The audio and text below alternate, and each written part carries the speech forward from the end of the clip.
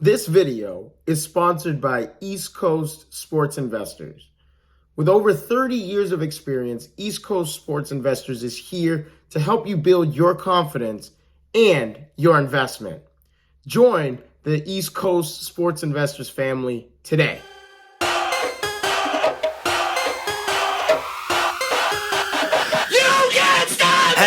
Welcome back to another episode of Sports Runs on Diesel here.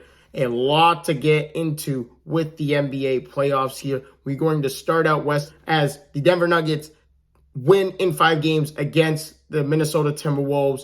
And to be personally honest, the Minnesota Timberwolves miss Nazi Reed and Jaden McDaniels. Denver, just too much depth, just too much talent overall, too much Nikola Jokic, too much Jamal Murray, as Jamal Murray put up monster numbers in this series as he was averaging over 30 a game in this series.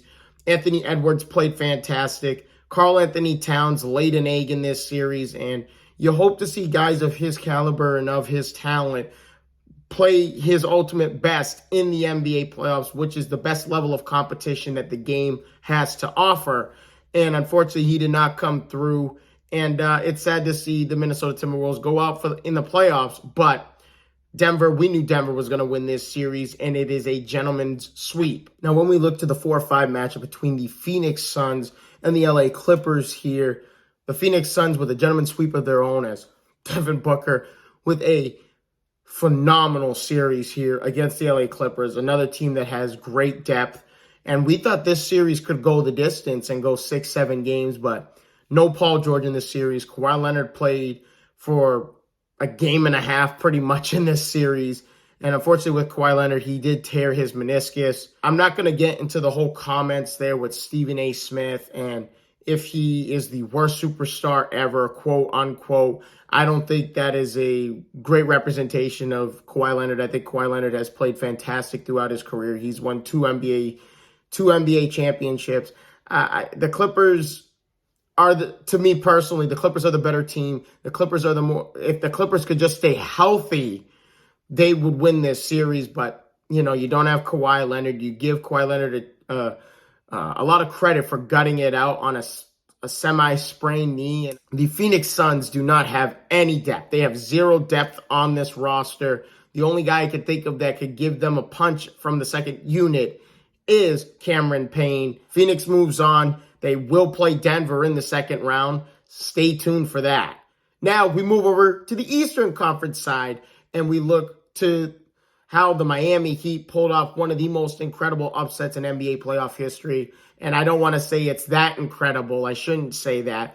But Miami, hot shooting. I mean, they shot the lights out of the gym this entire series, led by Jimmy Butler, who averaged practically over 40 points a game in this series.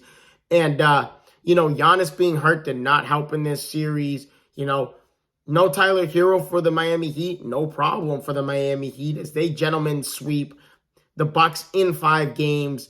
Playoff Jimmy is back. Holy moly. I mean, to see what Jimmy Butler's doing and the efficiency that he is shooting the basketball at is something I haven't heard of. He's just putting the ball in the hole at will. He's got extreme confidence shooting the 3 ball, which is something we did not see in last year's Eastern Conference Finals against the Boston Celtics. He's coming back with a vengeance.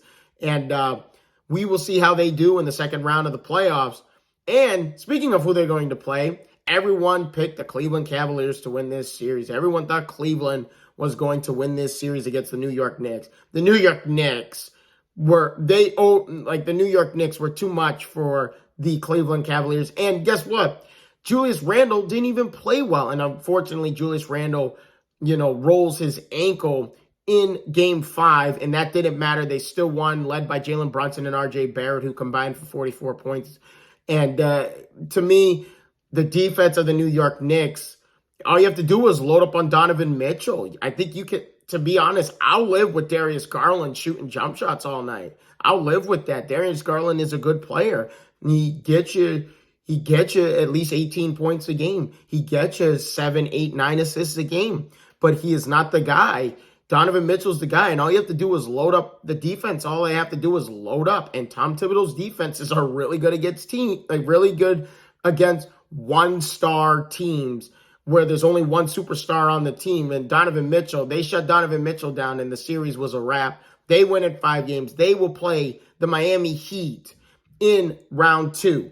I'm not going to talk much about this because just too much Joel Embiid. It was a complete mismatch for the Brooklyn Nets. I will discuss the Joel Embiid kick. That, to me, is the most absurd thing I've seen in NBA history. And to not get an ejection, but we will call a flagrant 2 on James Harden for the elbow.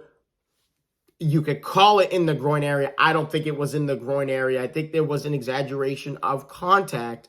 But for Joel Embiid to forcefully kick someone and have malice intent behind it, and for James Harden to try and make a basketball move and get ejected for it, I don't understand it. I will never understand how the refs ref this game. I will never understand how you could call one a flagrant 1 and the other one a flagrant 2 when it clearly should have been the other way around.